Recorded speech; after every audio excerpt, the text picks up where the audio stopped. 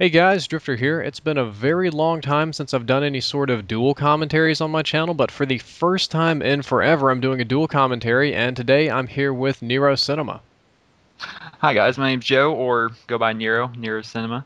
Ooh, nice, you stuck that guy right in the beginning. This is a MOAB gameplay, right? Like a big high score MOAB face raping Yes, it gameplay? is.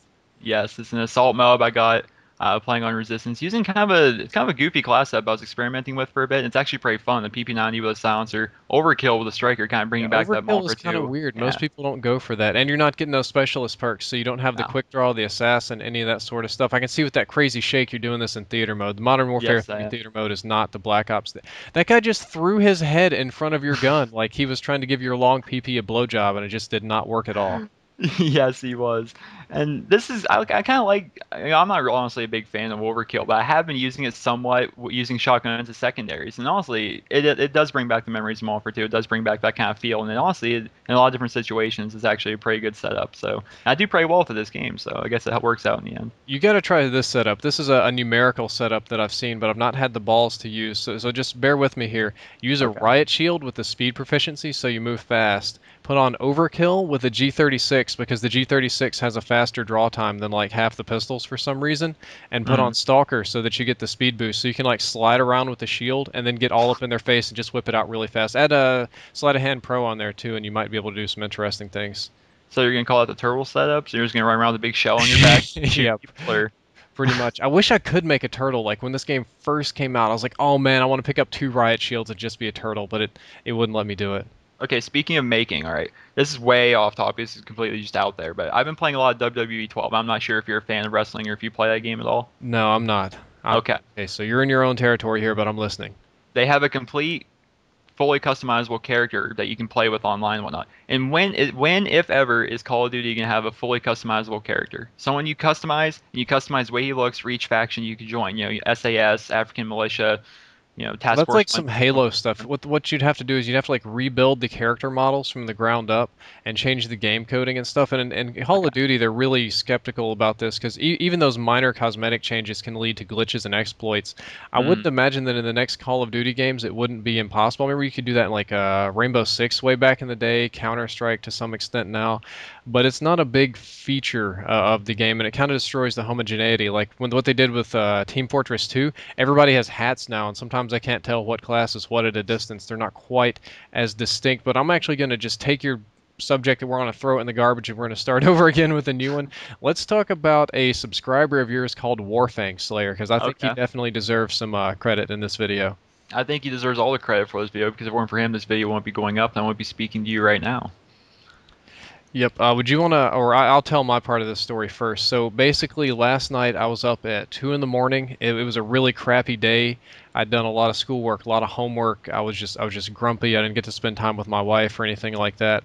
And I'm going through my inbox while a video is running. I get a message from Warfang Slayer, and it's like, dude, check out this commentator. You should totally do a dual commentary with him because he's a nice guy. And that was the short version. But he said a boon, like do me a boon. And I was just thinking about the Sandman comics by Neil Gaiman, where they do nothing but talk about boons and stuff. So it's like, okay, this strikes my fancy. I'm gonna look at this NerosCinema guy and see what he's up to. And this was a day where people had been spamming me really bad stuff, just like check out my elite montage and shout me out. And the dude's like recording with his iPhone, going like singing his own music, terrible stuff. Believe me, I've seen it. I've seen it all. I had an editing contest, and people picked the most worst audio files they could find and just put it together, and it was just horrible.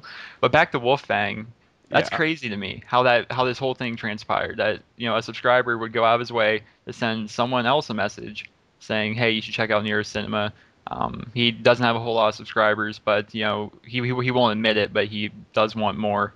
And I think Yeah. you should at least or you guys should make a video together because you two are my favorite commentators. And that's crazy to me that us two have one guy in common that likes us that much that he wants to see a video between the two of us. When we're Yeah. two completely different commentators, two But completely different channels. not entirely different. I mean, some of the subjects we talk I about, think we're like similar, it's close enough. I right? We're wouldn't say similar in the it's just. content that we post, but two different people, obviously. Yeah, but he sent me to your channel, and normally when I do this, even when it's from other subscribers, the channel is not good. But so I was like, okay. The first video I clicked on, like I looked at your thumbnails, and I'm like, Modern Warfare 3 hacked, and I'm like, oh god, this is gonna be the biggest failed channel I've ever seen in my life.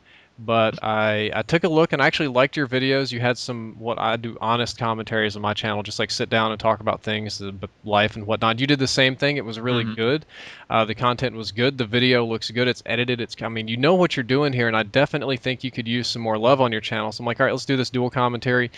You responded, but the cool thing is that a subscriber just up and did this on their own, and it happened to me plenty of times too. Hmm. Other Just talking about subscribers that. put me in contact with Pwn Star for Hire. Since I'm kind of an out community guy, like I don't know about Call of Community unless Aviator bothers me on Skype about it, or half of these other big tournaments and events. If subscribers don't tell me about it, I have no clue what's going on. So my only news source for all these big events and whatever is subscribers. Like they're telling me the dates, all these things they want me to go to. So it's really cool that people reach out like that in a a lot of people's like, hey, do a dual com with me just because. But it's awesome when people reach out of altruistic motives. Exactly. And this kind of plays in the whole thing of how, obviously, I'm sure you've heard that Hutch basically left Machinima is leaving YouTube yesterday. And Hmm. I was thinking about all the different commentators that I wouldn't know if it weren't for him doing dual comms, kind of like we're doing right now, like Only Use Me Blade, C Nanners, Woody's Gamertag, Wings of Redemption, all those people I would not have known if it were not for dual comms I did with Hutch. And then obviously, the people from your channel would not know of me, obviously from the dual com. And it's weird how there's not a whole lot of dual comms left in the community anymore. Well, that's because it got oversaturated. I mean, even on this channel, I'm not expecting you to get some sort of huge response from dual comms. And dual Mhm. comms, they pay people to do it. Like people were paying big commentators hundreds upon hundreds, sometimes up to thousands of dollars for dual comms. Like I want subs because people equate subscribers to money and views and prestige, and that they seem to forget that it's even where I'm like 70 something thousand subscribers. It's hard not to look at them as an aggregate because the numbers are crazy. That's bigger than the average town in the United States. But you forget that these are people. Each one of these are radically different people with wants and needs and opinions about things. And hell, not even all of your subscribers like me. I have some people subscribe to me just so they can tell me I'm a twat in every video. Yes, YouTube's definitely filled with that. Believe me, even on smaller channels like mine, yes, they're everywhere. It got completely overdid. On my channel at one point, I thought I was going to be like a hero and do a dual com with anybody that requested, minus, some of the crazier people. And after about two dual commentaries of the 40, the amount of effectiveness just dropped off to near zero, and it was one of the worst ideas that I've ever had. God, I can't believe I Well, did that. I think that plays into when people are subscribed to you, they're there for you. A lot of times they don't want to see people they don't know, people they never heard of, especially like when someone comes up and takes the microphone, like they're expecting a Drift0r video, and all of a sudden they hear this Nero guy. They're like, what the hell is going on here? Yeah, that happened when I started co-hosting in depth with Josh GT2, who's a great guy, but the same thing happened, and I didn't understand that at the time. There's a big disconnect. But let's get back on topic. That it's hard to remember when you deal with a mass volume of messages that subscribers are people, really cool people. Like I put this charity Xbox up for sale, or about a year ago.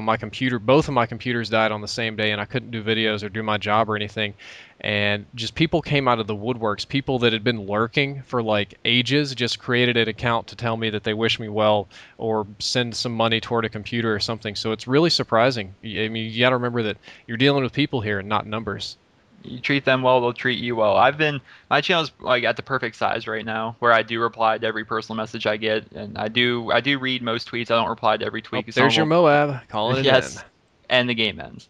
But Oh, I try to be that kind of nice person, because they are people we're dealing with. They're not numbers. Although sometimes it can seem like that, they're not just numbers. They are actual people that are watching your videos. They're people commenting on your videos. And if it weren't for them, where would you or I be right now without I those would people? probably be working an office job somewhere, like a I like an office space soul crushing sort of thing. I'd still be working second shift at Walmart unloading trucks. Just, Walmart. yeah, yeah, Sorry. yeah. You ever unload a truck at Walmart? I mean, No, just the fact that you're at Walmart's depressing enough, but then you sit there and stare at a truck for 3 hours, 4 hours. yeah, Walmart. I didn't do Walmart, but I did do manual labor once summer. I did roofing we're like black tar roofing. I like roofing actually. You are out of your fucking I don't mind. know. How can you Call me like weird. Call me roofing? weird. I love it. I don't know why. And I would love to What do kind it. of roofing did you do? It was just a simple roof at my uncle's house, but I mean, Okay. I didn't do it professionally, but I loved being up there. I just No, no, no. like I See, live in see, day, Pennsylvania. It's day not a year one. long thing. No, no, no, no, no, no, no, no. Day one on a roof, playing around. This is neat. Day 55 of shoveling, like 40-pound tar buckets and getting covered head to toe and all sorts of stuff. And they didn't even let us use nail guns. I had to nail everything by hand.